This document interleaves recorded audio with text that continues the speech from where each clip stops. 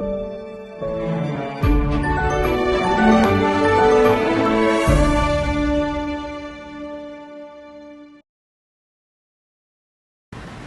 and Assalamualaikum. My name is Muhammad Shahmi Ashraf, and today I would like to present the background and recent macroeconomic situation of Japan, focusing on unemployment from 2023 to 2025. Japan is the world's fourth largest economy and one of the most developed countries in Asia. It is well known for its advanced technology and strong manufacturing industry. Major companies such as Toyota, Sony, Honda, and Panasonic have helped Japan become a global leader in innovation and exports. Besides manufacturing, the service sector including finance, tourism, healthcare and retail also plays an important role in the country's economy. However, Japan faces several long-term challenges including an aging population, a low birth rate, and a shrinking workforce. These issues have caused labor shortage in many industries. From 2023 to 2025, Japan's economy is continuing to recover after the COVID-19 pandemic. Consumer spending increased, international tourism returned, and businesses continue investing in technology and productivity. During this period, the unemployment rate remained low at around 2.5% to 2.6%, showing that most people who wanted to work were able to find jobs. However, the low unemployment rate also reflects the country's shortage of workers. In conclusion, Japan has maintained a stable economy despite global challenges. However, the country must continue addressing labor shortages and its aging population to achieve sustainable economic growth. Thank you. Hi, Assalamualaikum warahmatullahi wabarakatuh, and good morning everyone. Now, I will present to discuss on the unemployment issue in Japan 2023 to 2025. Based on the statistic of the Japan, employment rate was 2.6% in 2023. The rate may decrease to 2.5% in 2024 and remain stable at 2.5% in 2025. Although the employment rate is considered low, Japan still faces several labor market challenges. One of the main issues is the aging population and declining birth rate. A fewer young people enter the workforce, many industries experience labor shortage. However, employers often prefer experienced workers, making it more difficult for fresh graduates to obtain the permanent jobs. Another important issue is a skill mismatch. Many companies are looking for employees with a digital and technical skill, but some graduate lack the practical experience and qualification required. This creates a gap between available job and qualify the job seekers.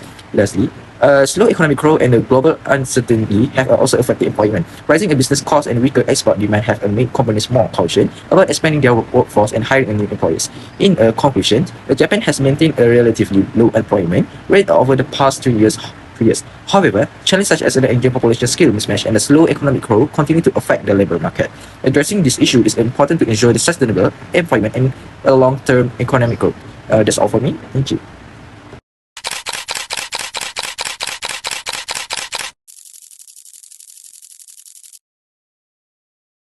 Assalamualaikum and good day everyone. My name is Muhammad Nazan bin Mazlan. Today I will be explaining the summary of Takaichinomics impact and labor reforms. Firstly, in terms of the exit strategy, the government has officially terminated COVID-19 subsidies. This marks a transition from short-term economic support to a more sustainable approach with a stronger focus on improving labor mobility. One key measure introduced is the lowering of the benefit ceiling to 3,000 yen, which encourages workers to re-enter the job market more actively. Next, looking at structural reform, the government has implemented a job-based wage system. This system ensures that salary determined based on role and responsibility rather than seniority. In addition, over 100 billion yen has been allocated for the children program amid a recent growth politics in changing and economy. Moving on to the economic impact between 2024 and 2025, we can see significant improvement. The government temporarily removed the 8% food tax to ease the cost of living.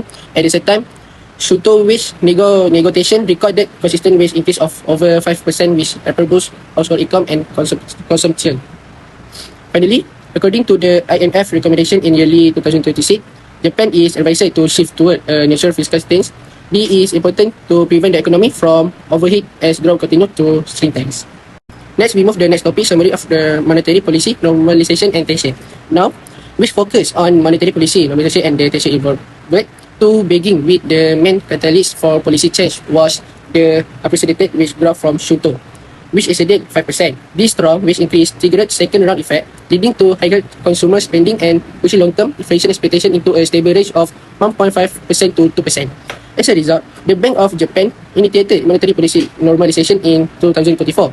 This include ending the yield curve control policy, gradually increasing nominal interest rate and starting quantitative tightening by reducing the purchase of Japan's government bonds. In terms of the rate adjustment, long-term real interest rate improved significantly. They shifted from a negative range of around minus 0.5% to a positive range between 0% and 0.5% by 2025. This reflects a healthy and more balanced economic condition. However, this process also created monetary and fiscal tension. The Bank of Japan had to carefully control liquidity to achieve the 2% inflation target, while at the same time managing the challenge of high government debt and expansionary fiscal policies under camieyy. Lastly, for the macroeconomic outlook in yearly 2026, the economy is operating above its potential level. Therefore, the IMF recommends adopting a natural fiscal stance to reduce the risk of overheat and maintain long-term stability. Assalamualaikum, my name is Muhammad Aniq bin Muazzali. Today I will present the summary of the direct control policy and statutory mandates. Firstly, the government has shifted from relying on subsidies to implementing direct administrative mandates and stricter regulation to improve labour mobility. Secondly, under the new Trinity mandates, individuals are encouraged to take with the responsibility for fiscally, while the seniority-based wage system is in place with a job-based wage system to improve fairness and productivity. Next, to address demographic challenge, employers are required to offer employment opportunities to older workers up to age 70. Immigration police have been first to enter global teach talent, and restriction on women's income participation has been relaxed to increase female workers' participation. Lastly, the government has introduced the centralized job database on Denmark flexicurity model and promote side job to improve job matching, income opportunities and workforce flexibility. In conclusion, these policies aim to create a more flexible, productive and sustainable labour market. So, thank you.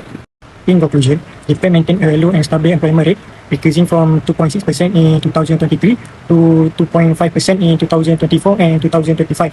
This shows that Japan has a strong labour market despite facing economic challenges. However, Japan still faces several long-term issues such as an aging population, declining birth rate, labour shortage and skill mismatch. These challenges make it more difficult for some people, especially fresh graduates and low-skilled workers, to find suitable jobs. To overcome this problem, the Japan government implemented fiscal policy, monetary policy and direct control policy. This policy focused on improving worker skill, supporting economic growth and creating more employment opportunities. Overall, Japan's experience shows that maintaining low employment requires effective government policy, continuous investment in human capital and cooperation between the government, lawyers, educational institutions and workers. With this effort, Japan can continue to achieve sustainable economic growth in the future. That's all for me. Thank you. Não encontrei ninguém que tenha a beleza dela.